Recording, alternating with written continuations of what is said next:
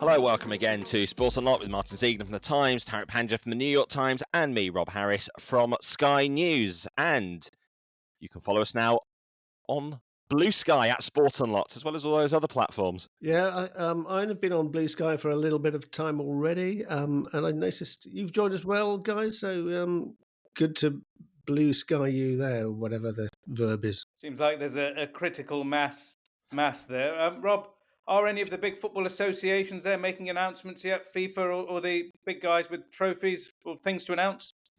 I did check out FIFA on Blue Sky. It seemed to be someone squatting on the name, maybe.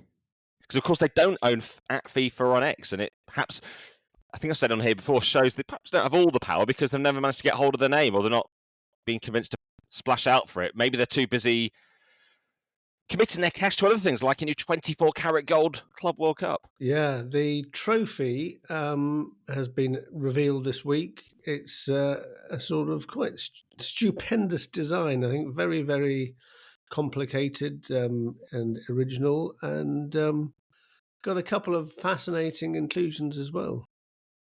Yeah, you mentioned a couple of references to the FIFA president on the trophy, I noticed, or our friend Graham Dunbar from the AP noticed. A G Infantino mentioned twice on a trophy, and I believe it was the G Infantino who was the only person to feature in this trophy launch as well.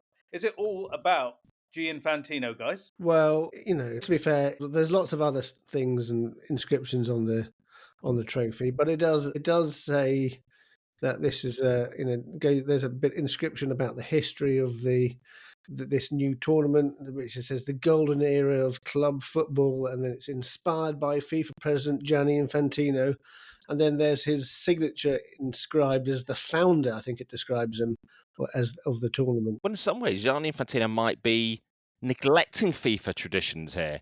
Because if you think back, particularly to the trophy England won in 1966, it was the Jules Rimet Cup. And it was the World Cup named after the FIFA president in his lifetime, during his presidency. So perhaps it should be the Gianni Infantino Cup, certainly one of the World Cups.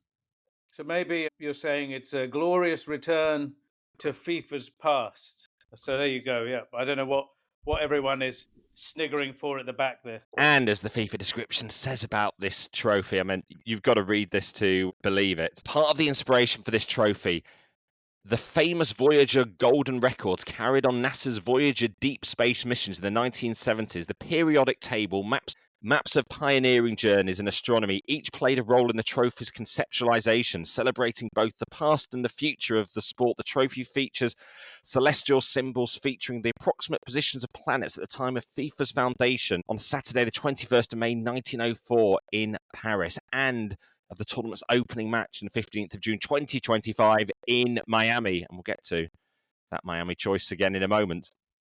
Just to give Gianni his due here, to go back in the history of this competition, this is something that he has been driving since that meeting in Bogota in 2018 when he almost sold FIFA to SoftBank in order to get this off the ground, all the ruction with UEFA. Look, we've had the trophy announcement. We still haven't had the television announcement yet. We still don't know who's going to broadcast this competition. So in a way, he stands and dies by this in a way. This is, in many ways, I guess, the Gianni Infantino Cup. And I suppose he felt it so personally. He wanted his name on it, not once, but twice. And FIFA did put out some words from Gianni Infantino in a 4-minute video conducted by themselves, an in-house interview. No chance to ask our own questions. There are so many questions with so much interest in this competition. Gianni Infantino has basically withdrawn himself from interview opportunities, press conferences. Generally, I think, from what I'm hearing, one of the reasons is that he feels he was harshly treated at the FIFA Congress in Rwanda, where you and I were there, Tariq, because he was questioned about this thing about being inspired by a visit to the memorial to the victims of the Rwanda genocide, and that it sort of inspired him not to give up on his FIFA presidential campaign, and he apparently he was so upset by those sort of questions that he's decided he's not going to put himself forward. But it is a pity. Maybe is he upset, or is he just thinking, "What a fool I was, really, to associate make any association with a bid for the FIFA presidency with a genocide that killed hundreds of thousands of people. I mean, if he really kind of asked himself, maybe he perhaps shouldn't have done it, and then the questions made it, I guess, brought that home. But I guess we'll never know this. But one thing I wanted to say, guys, football has so many celebrities. The world-class players are some of the most famous human beings on the planet. If you want to launch a tournament or a trophy or something, you've got these people on tap. Why would you just launch it with a random administrator in a suit? I don't get it. Well, they didn't just use a random administrator in a suit, because they promoted it on, well, one of the biggest football accounts on the planet, Fabrizio Romano. So when you say they promoted it, how do you know they promoted it? I mean, did he not just post it? Well, no, his Instagram post said #ad. Okay, right. So they're paying social media influencers to promote it. That's interesting. Well, I don't know. He's also a journalist as well, I would have thought. So with a big following, and maybe this is a window into the future where people with these followings are in one breath a journalist and another a venture for advertising. Perhaps, I don't know, like newspapers. No offer into me. Did you get an offer from FIFA to promote it? No, I didn't. Or it might have gone into the junk box. I'll have to rummage through that. Maybe it's in there. Did you just get Hisense? For one club that'll be happily promoting the Club World Cup is Inter Miami, having been gifted that spot by Gianni Infantino in the tournament by being the best team in the regular season. But they now can't be the overall MLS champions because they're knocked out in the playoffs by Atlanta United. Yeah. So I imagine FIFA will be thinking they did exactly the right thing, not waiting to see if they're going to win the MLS Cup, because otherwise they would not have them in the tournament, and that would be no Lionel Messi. Instead, not only are they going to be there, that looks like they're going to be among the top seeds, because they're going to have the opening match. They'll be positioned A1 in the draw next month, and so that should sort of ease their route through to the knockouts. Well, that would be the hope of the organisers by the looks of it. Well, of course, the organisers, FIFA, have said this tournament and the entrance to the tournament are only based on merit. So, Ziggs, I don't know what you're on about. I think Miami, if FIFA say they're top seeds on merit, guys. I'm amazed there hasn't been more of a backlash in the United States. Everyone seems to be, publicly at least, happy to go along with this, even though the rest of the teams in the playoffs have now missed out on that windfall for being at the Club World Cup, despite one of them being crowned the true US champions. Who go truly global in this Club World Cup. The defeat to Atlanta United was for the MLS. You know, for the rest of the competition, people are saying it's a huge blow because Miami aren't going to be in there. But in terms of attention and tension, that was some great drama, something the MLS lacks in many ways. Those images went around the world, at least for one weekend only. Be interesting what happens to the TV rights now, or to the audience on Apple with Messi and Miami out of the competition. I've seen some questioning online the limited promotion by Apple of MLS. I've never seen anything really recently. No, I mean, I'm an Apple subscriber, and you do get alerts about the things that you watch. Slow horses in my household, for example, but I've not seen anything about the MLS. Maybe that it's targeting its promotions regionally, perhaps. I don't know. You've not hit the algorithms? No, not yet. And that deal, guys, just a reminder for listeners, is people have said it's not a great one for MLS because they're locked into it for a really long time on a platform that isn't widely that hasn't been widely taken up. You know, Apple TV is no Netflix, is not network television in terms of audience. That's $2 billion across 10 years, just 200 million in TV rights. That compares very, very poorly to the biggest European leagues, not just the Premier League, but the others as well. So when we're thinking, how is the MLS going to grow? It's quite hard to see at this moment, even with Messi, how these teams that are now valued at $500 million are ever going to sort of make the type of money that explains the valuations. Well, maybe they'll tap into the influencer scene. And something incredible this week in Argentina, in a top flight match involving the league leaders, Vélez Sarsfield. Their opponent, Deportivo Riestra, played an influencer who's known as Spreen for 50 seconds. He'd never played a match professionally before, and in some ways this made a bit of a mockery of the Argentine league. And I can only think if it was in, say, La Liga or the Premier League, this would be a global outrage. Well, Syria, I think, did they not have Colonel Gaddafi's son played for them? In a sort of, it sounds a bit, that sort of, it's that sort of thing, isn't it?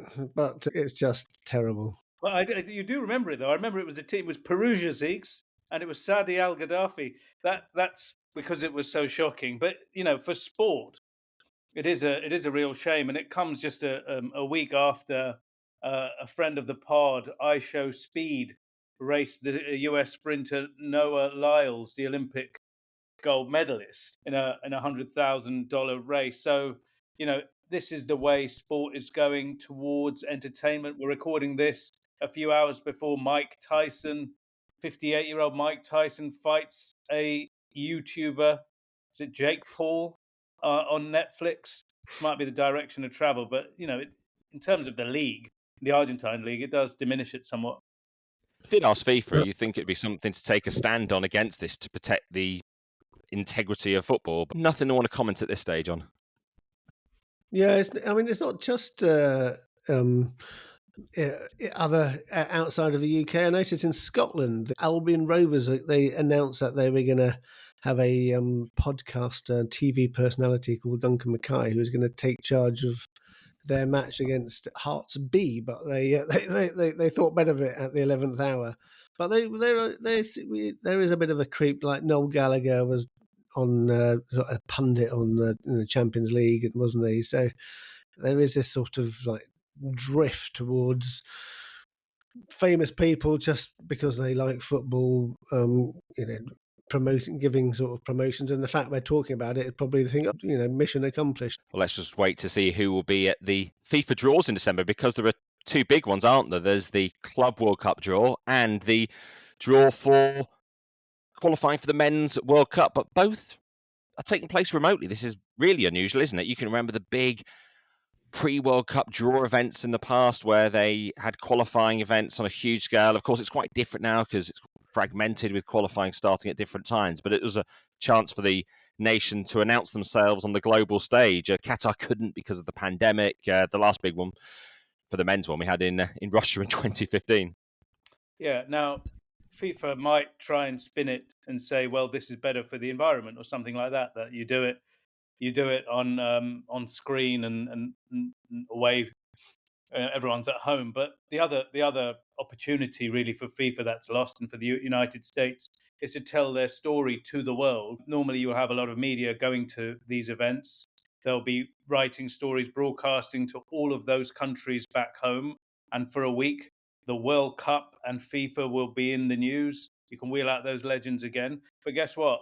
Again, we will not have a chance to speak to Gianni Infantino or any of the FIFA officials to ask, just how did Saudi Arabia get picked to host the World Cup in 2034? Because that's what's going to happen.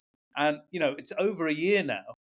We've not had a chance to get any answers to this most fundamental question. There was one media availability at IFAB in Scotland earlier this year where he did speak to us on the way into IFAB on the Friday night, Gianni, where we were under the expectation he would do more the next day, as traditionally at a press conference. So, we did end up asking about the blue cards and head injuries, and you could actually head injuries is a far bigger, more consequential thing that he did address. Around that? Can you describe how he stopped, how you talked to him? Well, we were told he was going to be arriving, so it was sort of speaking outside the hotel. There was only a handful of us out there. Not everyone fully realised, and it was intended to sort of preview IFAB. Yeah, quite different to a press conference where you have an hour or these big events. And there are so many questions that need to be answered that just aren't going to be answered. Not least the human rights issues and human rights questions that many people around the world have. And we do return to it a bit, but it's quite consequential, and also it can be quite tough on communications departments when their bosses don't speak publicly, because it puts them under pressure when clearly it's not their decision. So it can be quite on them. Well, are these the people that say, new phone, who dis, when you're asking a question? I mean, we're not getting straight answers from the comms departments either. And you could say it's not their fault, but that is their job. I know we're saying, it's a really hard job, but we're not getting straight answers.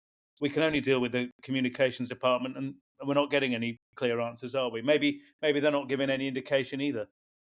Should have gone to COP in Baku, the environmental summit from the UN. I know Johnny Infantino went there. Was he doing press conferences? Well, he did make a big announcement, at least from his Instagram.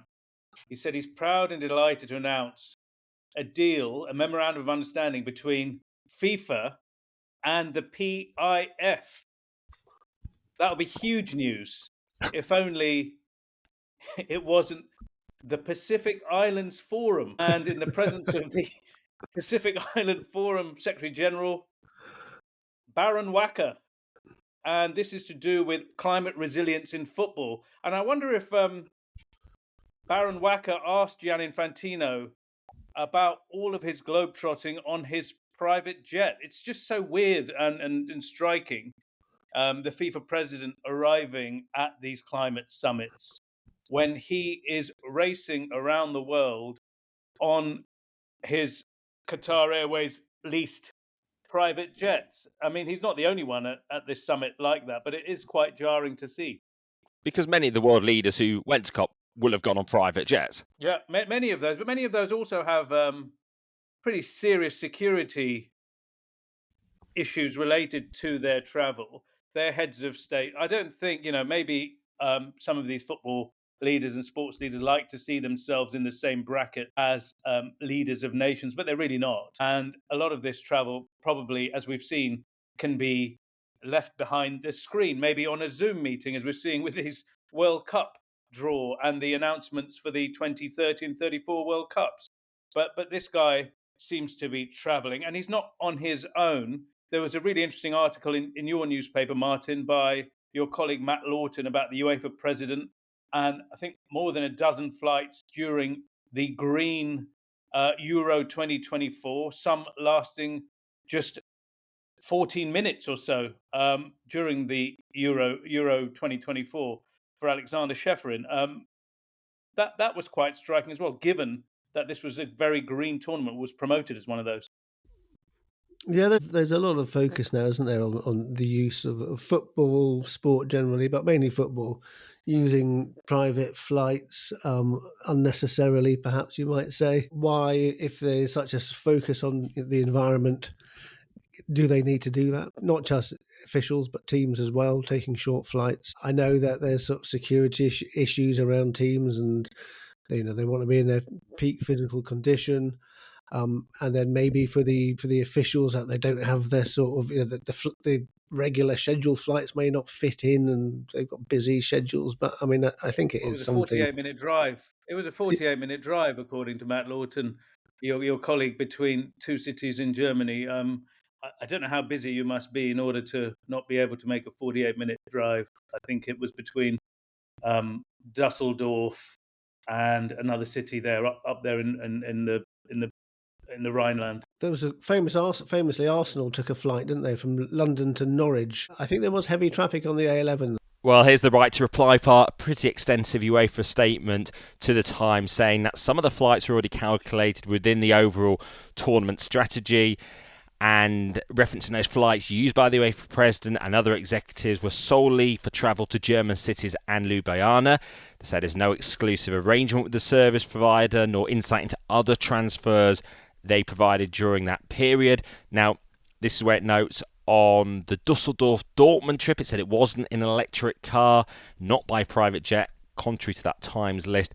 And it does say the same electric vehicle was used for numerous other intercity transfers throughout the tournament. And this UEFA statement saying that the sustainability impact for the tournament did include a 75% reduction in the number of flights compared to Euro 2016. If you remember, of course, teams being told to get on the trains. There was an issue before the semi-final when the Netherlands were late for their match day -1 ahead of England. Should have borrowed the UEFA plane. Well, the teams were told to go by train. Well, I mean, having the experience some of the trains in Germany, You might understand why I prefer to go by road instead, but Deutsche Bahn had its issues for sure. Well, quite a focus on Euro 2024 this week for a very different reason. For one of the match officials who was there from England, David Coote, and just what he was getting up to away from the pitch. Now, this all started to unravel this week for the English referee when a video was leaked on X of him being disparaging towards then Liverpool manager Jurgen Klopp in something that seems to relate to an incident in 2020. Liverpool was shit. What do you think of Jurgen Klopp? Absolutely. What would you say? Why would you say that Jurgen Klopp?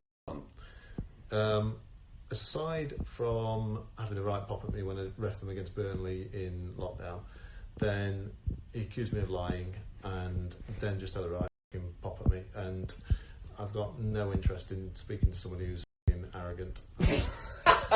So I do my best not to speak to him. So that was the video posted on X. It led to him being suspended by the English refereeing body and then by UEFA, and quite a rapid downfall for him, although still provisionally suspended at this stage. Yeah, I think it perhaps, I mean, it's going to be obviously, I think, career-ending for him. Fairly serious from UEFA's point of view. This is somebody staying in their hotels paid by them during the tournament, working for them at a tournament. And this was a day after a quarter-final which he'd officiated in. That looks pretty serious. And in terms of sort of English football, I think even if this is sort of, in inverted commas, banter between mates and a joke, it just means it's untenable that he could ever referee or officiate in a match involving Liverpool or any other team which might affect Liverpool's chances. So it's a big problem. Fair to say, it's very unlikely. This guy's finished. But the question I had is, I guess, what kind of pressure are these guys working under, with the social media and the constant criticism, and like they are like sponges for abuse every weekend, and I don't know what that will be like. And also, I guess what's happened to this man, his entire reputation, probably self-inflicted if you can see some of this stuff, has been shredded. Is there any duty of care towards these guys at all from the referee's body, Martyn? Are they looking after him at all? Yeah, they have made it clear that his welfare is their priority, and that they are giving him all the necessary support, which is a sort of responsible thing to do, because you're right. When your career and life implodes or explodes like this, it's going to be potentially very difficult. At the time of recording, more allegations being made. We don't know the full picture, the full scenario, what he might have been up to, what the extent of his interactions fully were online. So speaking about what we've seen and what we know so far, the fact that he's clearly at the start of the week let down by someone who shared this video. He clearly says in it that he hoped it would never be seen, and yet years down the line it has been put out there. Yeah, I mean, God knows under what circumstances that video was made, but you have to wonder, he's even saying it, why are you making a video, mate? I mean, we don't know what time of the night, where they'd been before, what they'd been doing, the circumstances. But really, I mean, to put that on a video or a tape is just bonkers, isn't it? And something that's been highlighted is the lack of drug testing for referees. They are participants in the game. Their judgments are necessary for the integrity of the game. And the question is, should they be subject to testing? No, they don't come. I mean, officials don't come under the wider code. I think it's a bit nonsensical to think they need to be drug tested. It's not, at the end of the day, this is still a game. There's no sort of performance enhancing aspect to it, which is what the World Anti-Doping Agency is all about. And testing for recreational drugs, I mean, I know some companies do it, and in some countries it's more common than others, but I think that's probably rather unnecessary. Could I ask just a question for listeners who aren't familiar with English football? How are referees selected in England, and is it the Premier League that chooses an outside body? How does it work? So there's a company called the Professional Game Match Officials Limited, PGMOL, which is headed by Howard Webb, the former World Cup final referee. And basically, he and his staff allocate people from their pool of referees and VARs and assistant referees to matches in the Premier League and in the other professional football matches in England. And they'll be responsible for the disciplinary action, or is that the Premier League or the FA or somebody else? So they're partly responsible, but the FA has also opened an investigation into Coote for perhaps misconduct, aggravated misconduct, in that he referred to Klopp as a German. See you next Tuesday, and the fact that he's German, using the word German, becomes an aggravated issue because it's a reference to somebody's nationality. And we do talk about communication quite a bit on here. Fairly rapid communication on the record, both from PGMOL and UEFA in terms of announcing their interim action against Coote. Yeah, I mean, the PGMOL said it came as a nasty surprise to them that they had no prior knowledge at all about these videos. So they did respond quickly, that's for sure. But the annoying thing is it feeds into the growing conspiracy theorist attitude towards referees online now, doesn't it? Because, every weekend there seems to be a new one about this referee or that. And now you have this incident and it feeds into this. So it's not just an issue for David Coote and his career, but the way referees are seen now by a public, which sadly is already, in the throes of with social media paranoia, like with all other things. Refereeing in English football is another one of those cases that inspire some of this nonsense every weekend. And even the way referee appointments are part of the news cycle as well, people scrutinising what that appointment means for their team, raking over past decisions as well. There's an entire sort of week-long build-up to the prospect of a certain referee taking charge of a game. You're right to mention the conspiracy theories aspect to it, because there has been a whole flood of conspiracy theories on social media around this. Including, we started by alluding to X, a fake journalist on X. Yeah. Or seemingly fake. Seemingly fake. We've got a slightly sort of certainly an unusual name, Francois Plateau, the French Plateau.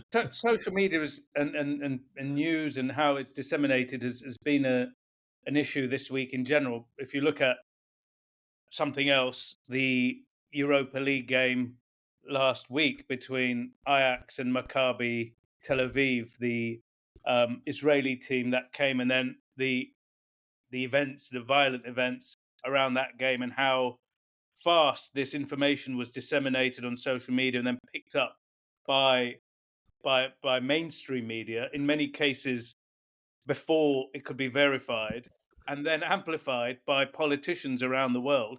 That I haven't seen a story like that in a very long time, because it caused absolute chaos and it seemed very difficult to cover. I think one of the issues these days is some of the videos spread quickly, but then accounts might seize on instances to post old videos.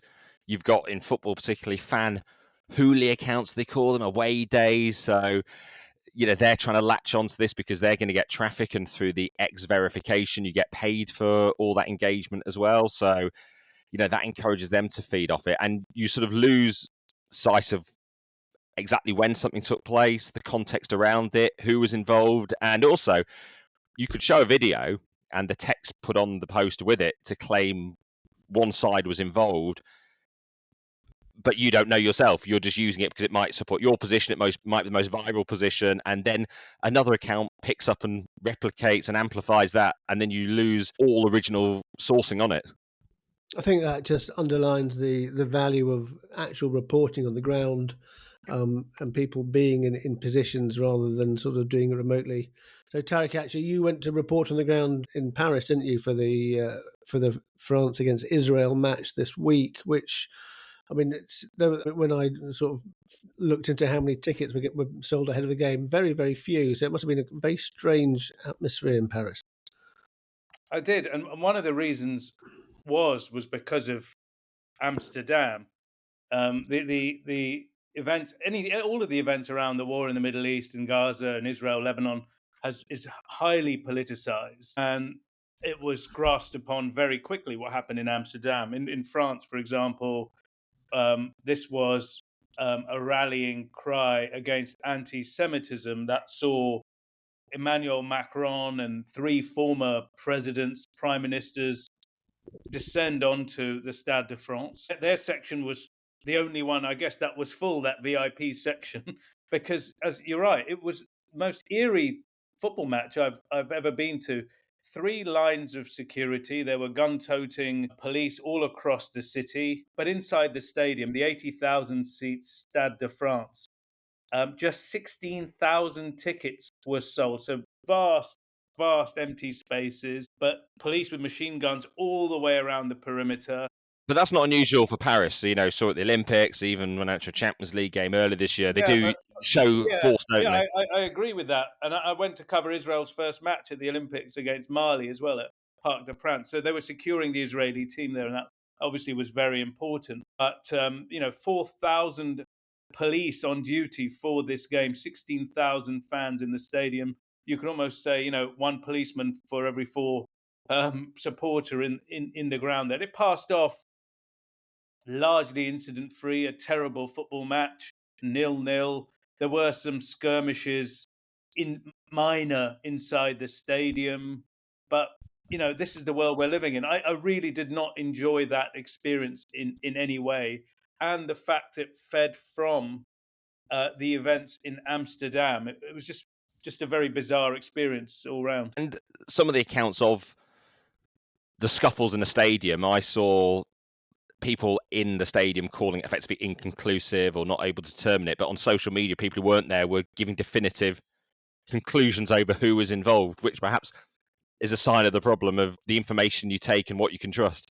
Yeah, and this issue of the blue tick and X and all of these accounts, assuming with great certainty they know what's happening. I mean, this was one of the issues with Amsterdam as well. There was a Dutch photographer who took a video of a scuffle in which someone was being beaten up initially, and it was Reuters, the news agency, which took her video and put it out saying this was Israeli supporters being attacked by local people in Amsterdam, but in this case it was the other way round. But it took a while for Reuters to issue the correction. Then all of the news agencies and newspapers, including my own, the New York Times, had to issue a correction later on. And it's just such a difficult news environment to cover. I mean, this just tells us, we must take a beat, check, verify everything before putting stuff out. This isn't a football transfer.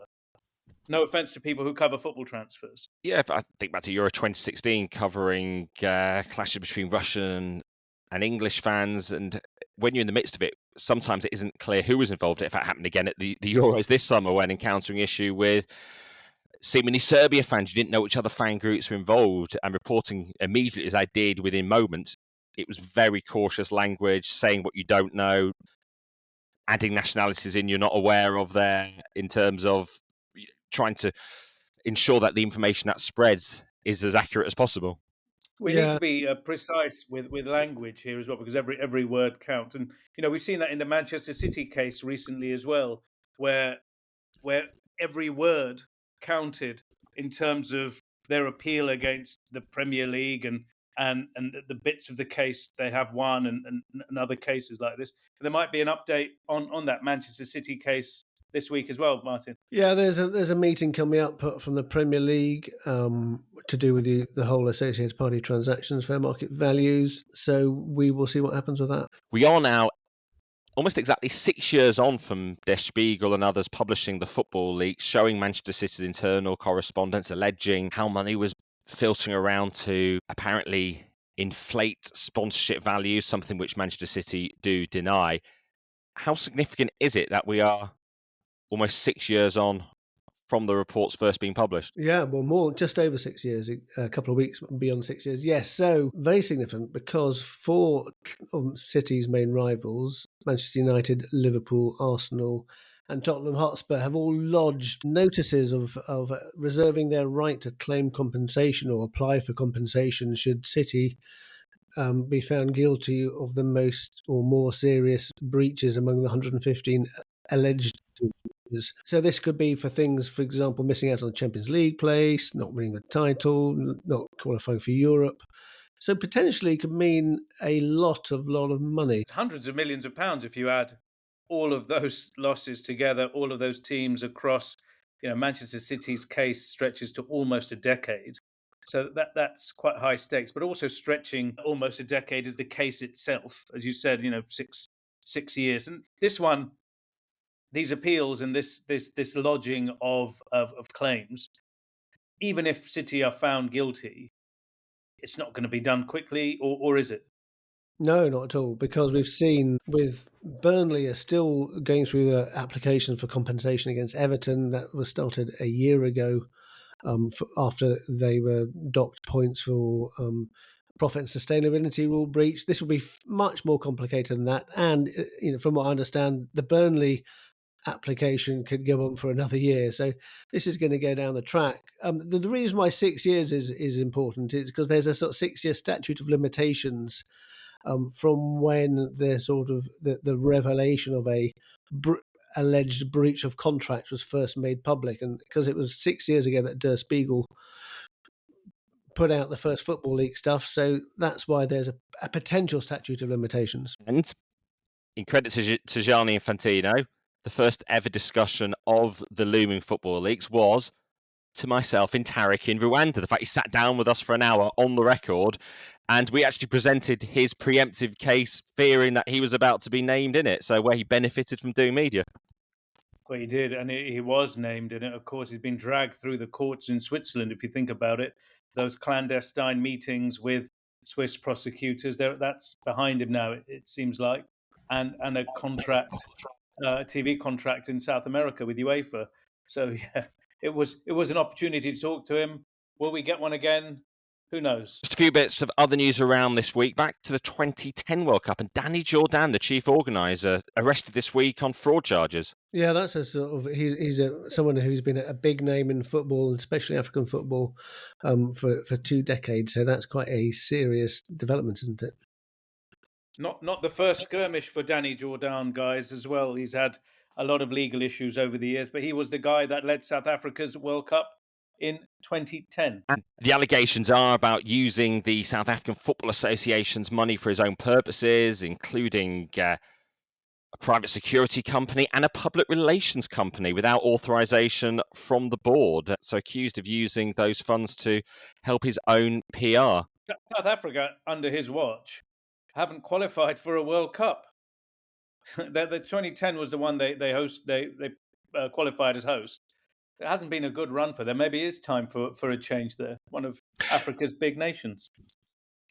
Danny Jordan does deny wrong, and it's been very football focused. So one quick word on the world of cricket and geopolitical issues there. Yeah, this was inevitable, but it's such a big deal. Pakistan hosting the ICC Champions Trophy, which isn't cricket's World Cup, but it is, a tournament featuring the top nations in one-day cricket. Pakistan have been out in the cold in terms of hosting events because of security fears for the best part of a decade or more. And, of course, India are refusing to travel. India cricket's biggest draw.